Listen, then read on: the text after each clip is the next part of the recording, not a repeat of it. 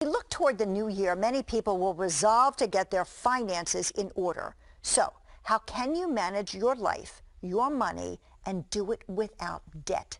A new book called Living Debt-Free has some really important advice for you. It is written by a local lawyer. She is Georgette Miller. She joins us now. Georgette, it's really some interesting concepts that you have in this presentation. You say that you should actually run your life financially as if you are the CEO of your life. And you say there are certain steps to take. Let's talk about some of those. Absolutely. First of all, if you're in debt, the first step is if you're in debt, you must get out. I liken being in debt to being on a plantation. If you're on this plantation, get off, and get off by any means necessary. You are now hostess, you're now GM, you're now American Airlines, who found themselves over-leveraged. And what did they do? They filed bankruptcy, they filed a Chapter 11, they filed a Chapter 7. They used whatever business tools were available to them to get off. But then the question becomes, and I've seen this in my own practice because I am a bankruptcy attorney, now that you're off the debt plantation, what do you do? Yeah, well, and see, and that really becomes the point, because there are some people who are accustomed to carrying the debt. So how do you handle that? Right, because we live now in a culture where you feel you must be in debt. You go to work and you pay bills, and that's your life. No, we need to try and change this paradox.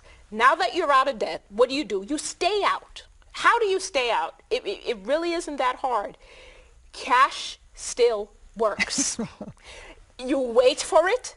You save for it, and you pay for it in cash. If you walk into the store and you can't hand over your checkbook, the cash or your ATM debit card, guess what? It's not for you. You know, but it does take a plan, and it does take discipline. It takes discipline. I say to my clients once they're out of my office and we've taken them out of bank, we've discharged the debt. I said, try to save at least 20% of your income.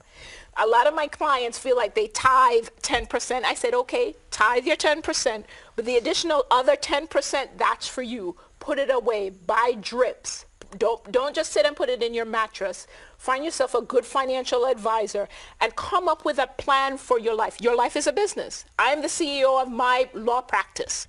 I have to come up with a plan for how that business is going to go about. We only have a short bit of time left, so let's talk about the insurance. Why is insurance important? Because there's some things you can't save for.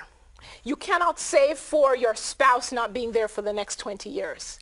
If your spouse, heaven forbid, dies, because we all expire. I've not met the immortal person yet.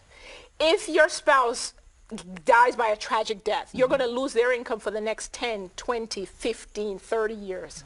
You can cover that risk by just buying life insurance. That's what I do in my practice. I carry general liability insurance if something happens. It is, because life does happen. Life always happens. All right, Georgette Miller, thank you very much. Thank you so much for having me. What a pleasure to have you back again. For more on Georgette Miller and her book, Living Debt-Free, you can go to cbsphilly.com and click on to Talk Philly.